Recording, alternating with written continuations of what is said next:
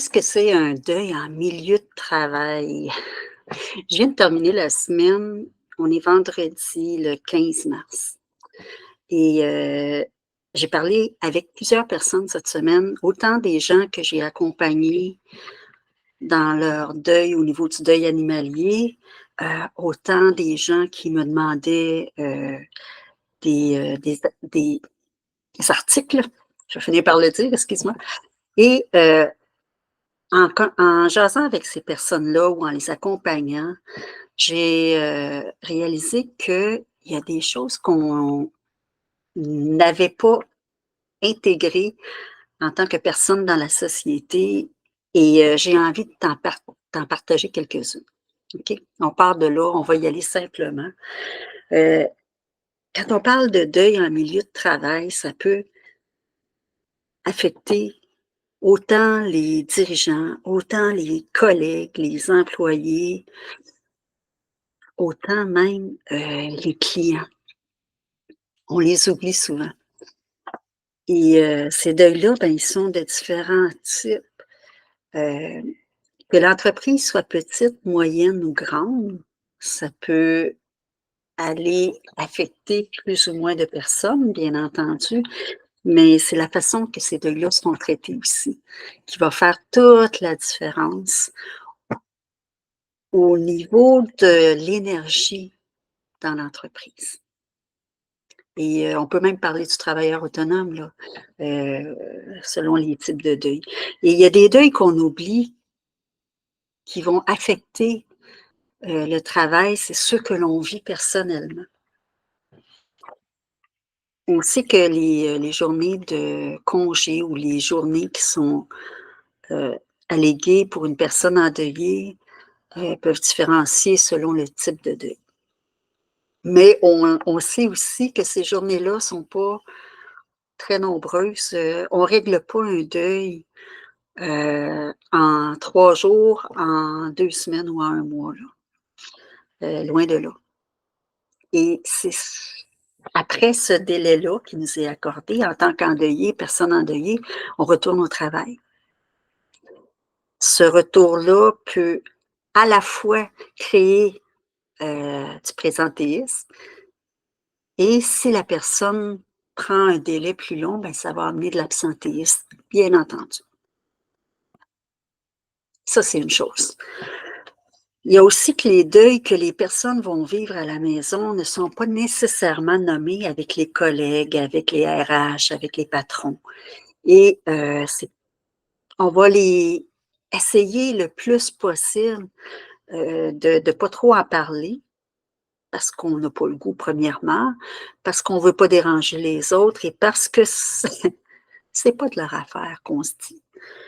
Mais notre façon d'être va être affectée par ce deuil-là. Notre énergie va être affectée par ce deuil-là et que ce soit le deuil d'un animal de compagnie, que ce soit parce qu'un enfant est parti de la maison pour aller étudier, ailleurs, hein, un peu plus loin, que ce soit parce que, un parent, un grand-parent est décédé ou un ami des enfants même, que ce soit parce qu'un enfant est malade. Ça va venir nous affecter parce qu'on vit le deuil de la vie d'avant qu'il soit malade, bien entendu. Il y a tellement de deuils.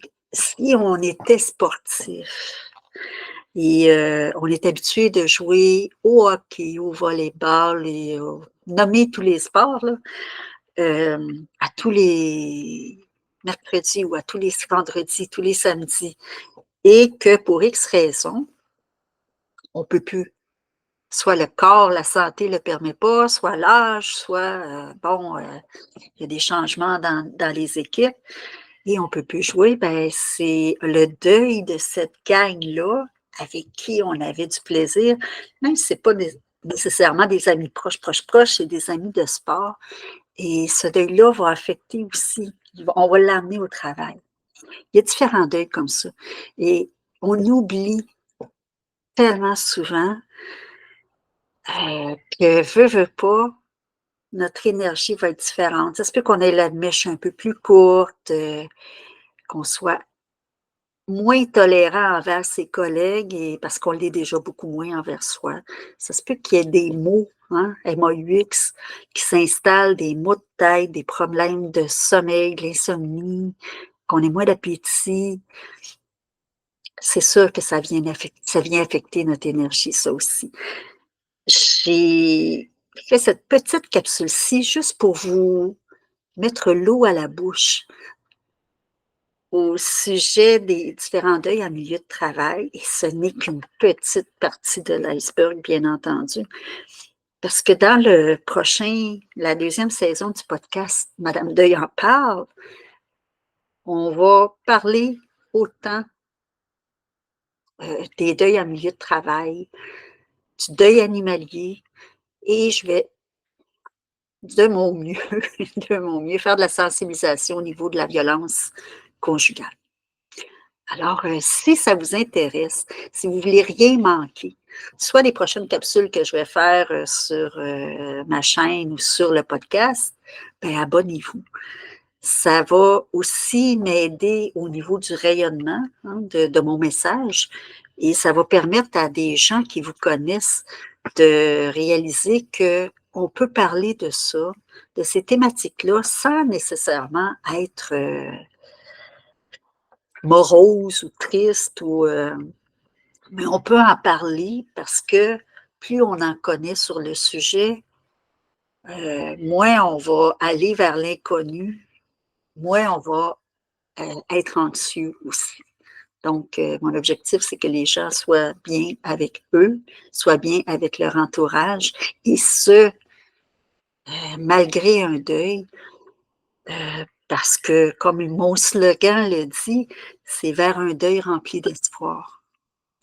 Donc, c'est hyper important que ce message-là que je vous partage vous intéresse à aller mieux. Je vous invite, en tout cas, soit invitant à oser écouter sur ce sujet-là, ces sujets-là qui ne sont pas nécessairement populaires, hein, je vous dirais, populaires. J'ai un ami qui dit qu'ils ne sont pas hop la joie. Alors voilà, sur ce, ben, je vous souhaite un beau week-end. On est vendredi, il est présentement 16h. Alors, je vous souhaite un beau week-end. Prenez de l'air, ça fait du bien. Et c'est un des premiers exercices que je propose à mes endeuillés et que je propose en conférence aussi.